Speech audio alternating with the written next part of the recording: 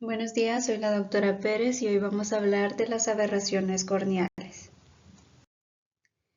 ¿Qué son las aberraciones corneales? Son unas irregularidades ópticas que afectan la calidad visual de las personas. Estas se pueden medir mediante una aberometría corneal y estas mediciones son muy importantes para tomar en cuenta una cirugía refractiva y para hacer un diagnóstico ocular importante. Dentro de las mediciones o parámetros tenemos unas condiciones que se llaman frente de ondas corneal. Estas representan las distorsiones ópticas, se le conocen como una herramienta de la medición y tiene varios componentes. Tiene el componente de frente de ondas total, que es una combinación de córnea y cristalino. En la figura 1 tenemos un ejemplo visual, tenemos el frente de ondas ocular total. Estamos viendo los dos componentes, el componente corneal y los componentes internos que son la cara posterior de la córnea y el cristalino. Y el otro componente es la OPD, la Optical Path Difference. Esta es una diferencia respecto al frente de onda ideal. Lo podemos ver en la imagen 2, donde tenemos la diferencia entre el frente de ondas originado en la córnea y un frente de ondas ideal que se denomina la OPD.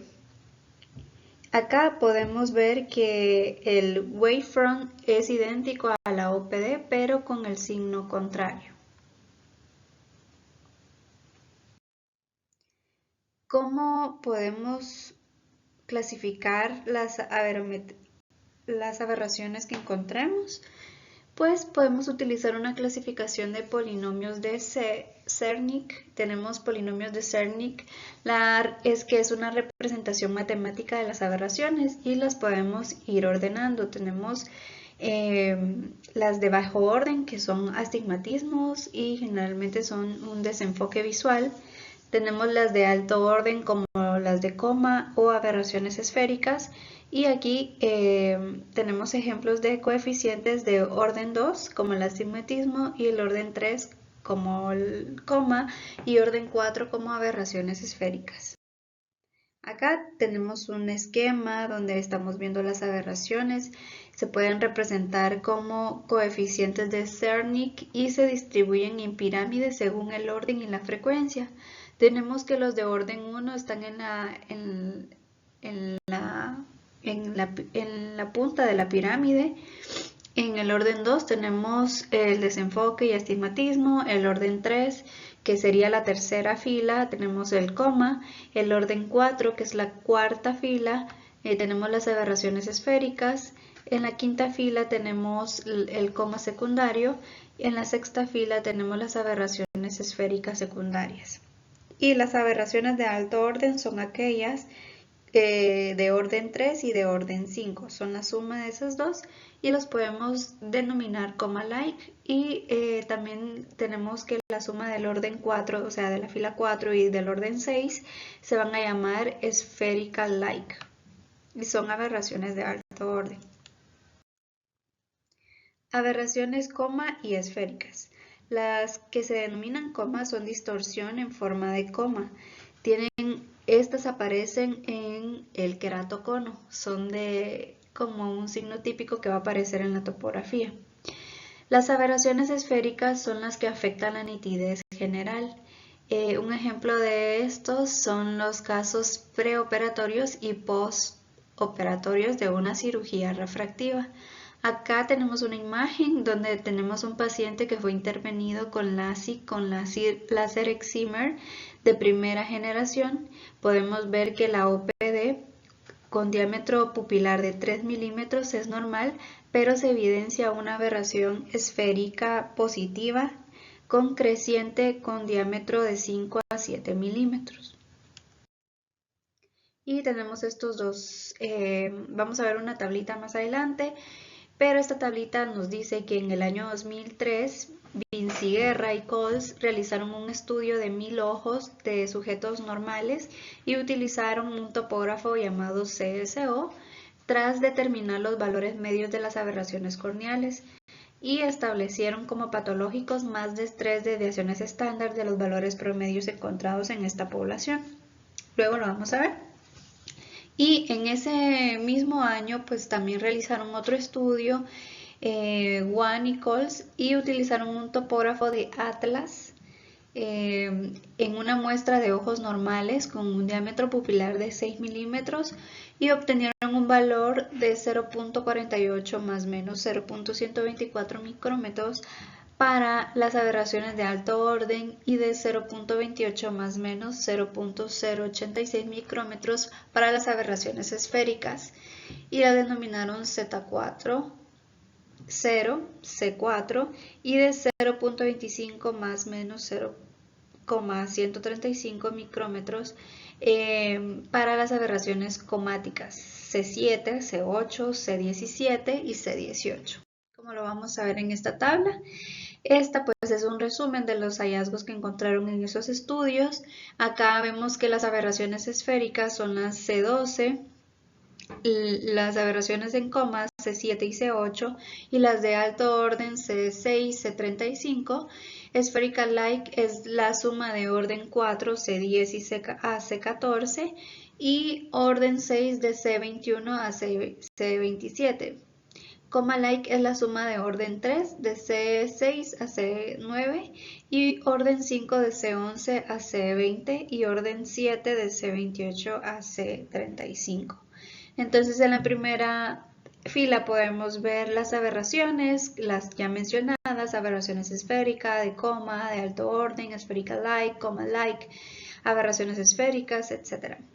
En la segunda fila tenemos las de diámetro pupilar, las mediciones que son de 3 hasta 7 milímetros, una media que va de 0.04 a 0.52, y desviación estándar que va desde 0.03 a 0.22.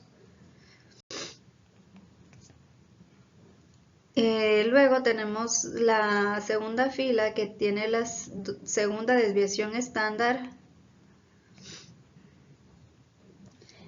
que va de 0.10 a 0.96, y la última que es la tercera desviación estándar de 0.13 a 1.18. Valores normales y patológicos de estas aberraciones. Pues los valores normales de las aberraciones, por ejemplo, de una aberración esférica es de 0.28 micrómetros con una pupila de 6 milímetros. La aberración en coma, su valor normal es de 0.25 micrómetros, y la de criterio patológico son las que miden más de 3 desviaciones estándar. La utilidad clínica de este estudio es que nos permite seleccionar lentes intraoculares, lentes asféricos que compensan aberraciones corneales, nos sirven para definir el tratamiento personalizado con láser en los pacientes, se puede utilizar corrección de aberraciones de alto orden y son muy importantes en la cirugía refractiva para optimizar resultados.